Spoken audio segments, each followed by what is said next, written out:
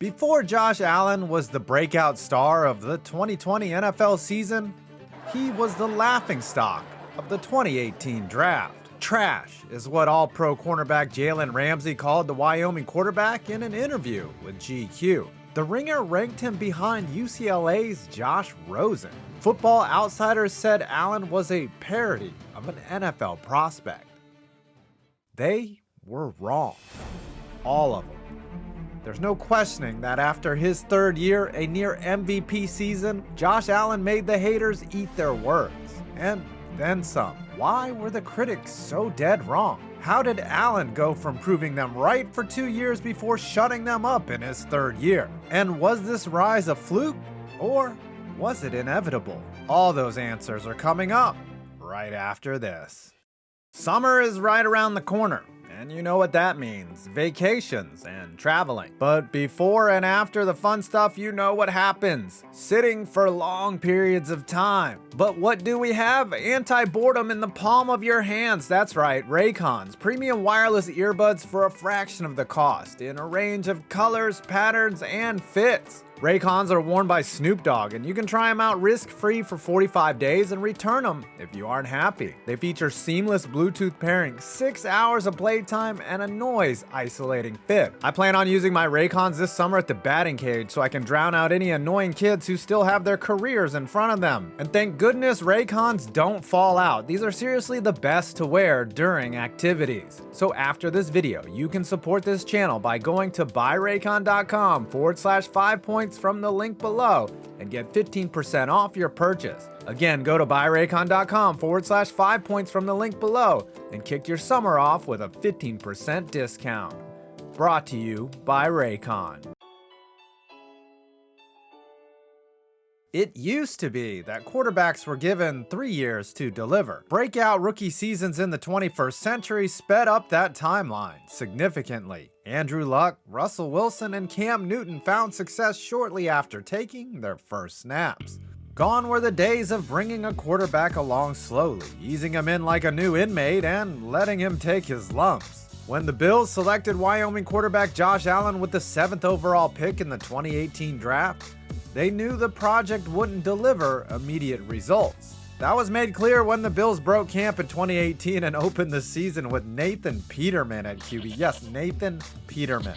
However, it took just a week to move on from the GOAT and give the ball to the 6'5" quarterback of the future. In week 3, the Bills traveled to Minnesota, 6-point underdogs to the Vikings. They didn't just cover the spread. Josh Allen hurdled his way to a 21-point victory in his first road start. But the season as a whole was an uphill battle. Allen struggled to build chemistry with an underwhelming receiving core led by Kelvin Benjamin, Zay Jones, and Robert Foster. Despite the Bills' 6-10 season, Josh Allen was granted one "I told you so" near the end of the year. Yes, one man's trash is another team's treasure. A year later, Allen's numbers jumped and the Bills started winning because of it.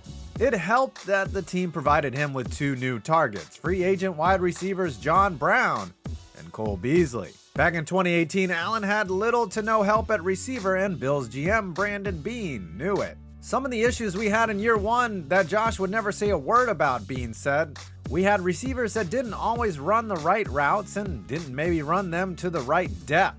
That was no longer the case, and the improved supporting cast led to better numbers for Allen in year 2, even a playoff appearance.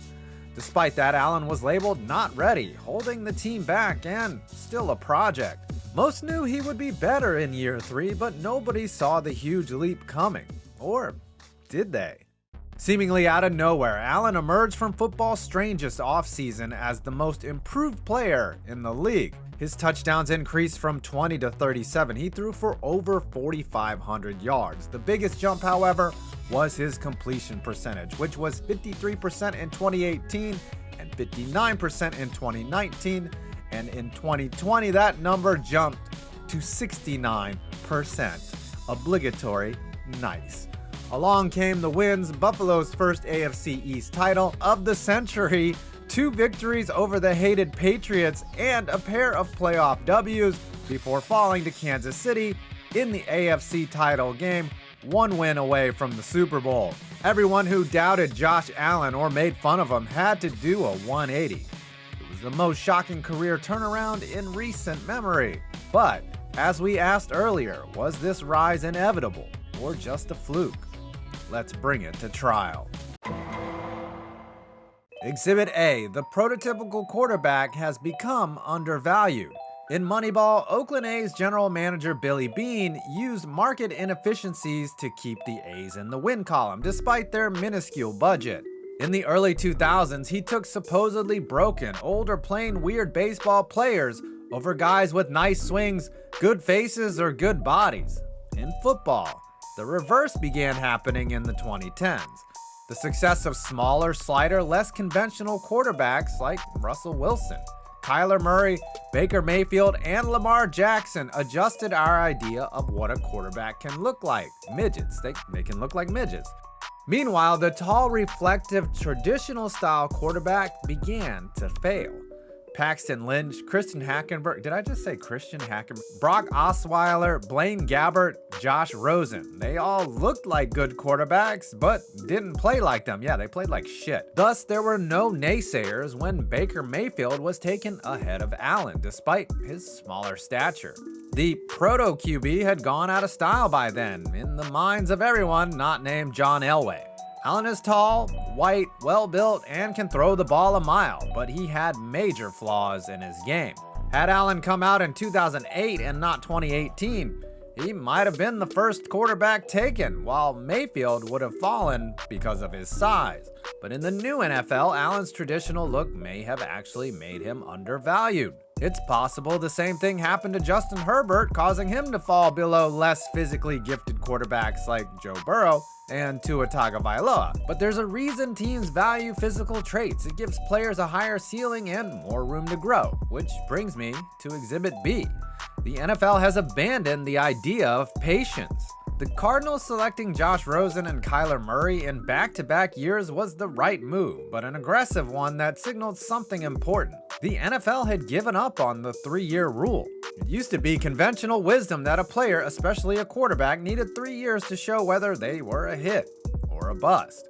But in the 21st century, the NFL got used to sensational rookie campaigns like those from Andrew Luck, RG3, Russell Wilson, and Baker Mayfield. Players like Patrick Mahomes and Colin Kaepernick made Super Bowl runs when they took over the team in year 2. But most players aren't finished products on day 1, and the early success of so many quarterbacks doesn't mean that slower developing QBs aren't worth the wait. Allen developed steadily and hit a tipping point in 2020 when he got more accurate. And despite notions to the contrary, accuracy can be taught. When Allen's completion percentage rose from 53 to 69 from year 1 to year 3, it was the largest 2-year jump in NFL history. So, how did he do it? Josh Allen fixed his accuracy issues through the tutelage of 3 former NFL quarterbacks, Jordan Palmer, Tony Romo, and Ken Dorsey. Though calling Ken Dorsey a former NFL quarterback is really stretching it. Under Palmer's tutelage, Allen learned to keep his feet closer together and made a number of other physical changes, the Ringer's Danny Heifetz wrote. Allen practiced on the beach to make his upper body mechanics more consistent. He spoke with Tony Romo about tucking his left arm in and keeping his head in the same place on every throw. And he worked with Buffalo's quarterbacks coach, Ken Dorsey, to bend his knees more, like a boxer. Accuracy is not necessarily innate, like we've been told. It's the result of clean, consistent footwork that creates good timing. It also helps to have receivers who run the right routes. And that brings me to our final piece of evidence. Exhibit C. You can't judge a quarterback independent of the team around him. In 2019, Tom Brady had one of the worst years of his career. In 2020, he had one of the best.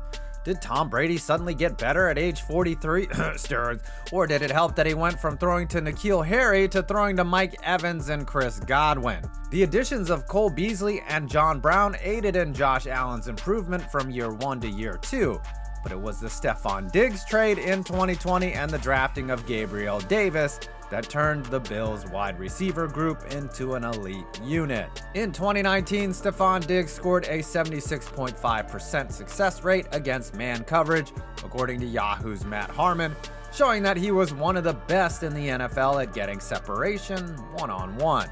The Bills identified that, and when Diggs grew tired of his situation in Minnesota, Brandon Beane offered a first-round pick and got back one of the best route runners the league had to offer. The Bills began valuing a trait that would make their quarterback's job significantly easier, and it helped Allen at a time when he was already helping himself in the offseason.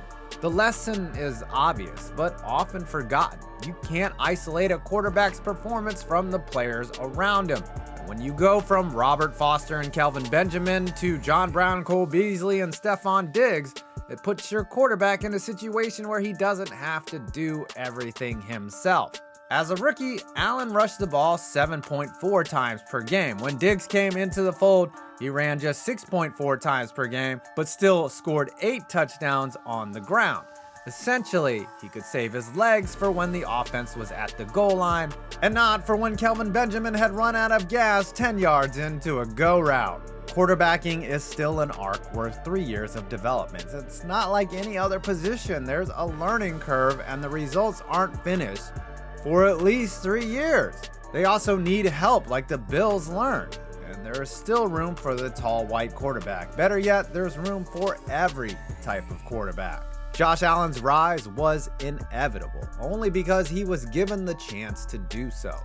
And the only surprising part now is if that will keep happening in the future to other young QBs. For that, only time will tell. It's a lot of fight, and this boy's a dog. He prove it every week. They doubt him every week, and he prove him wrong every time. Well, I hope you enjoyed this video. Please leave a like, comment, and subscribe for more interesting videos on sports. I'm 5 Points Vids, and you made it to my next video.